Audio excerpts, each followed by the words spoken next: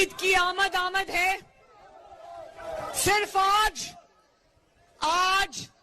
Petrol کی قیمت تاریخ کی 73 سال کی بلند ترین سطح پہ 118 روپے فی لیٹر. اب مجھے یہ بتاؤ کہ جو لوگ اپنے موٹر سائیکلز میں، اپنی گاڑیوں میں، اپنی سواری میں پیٹرول ڈلوائیں یا اپنے بچوں کے لیے روٹی لیں، تو دوائی کے لیے پیسے نہیں بچتے، دوائی لے تو بچوں کی فیسوں کے لیے پیسے نہیں بچتے.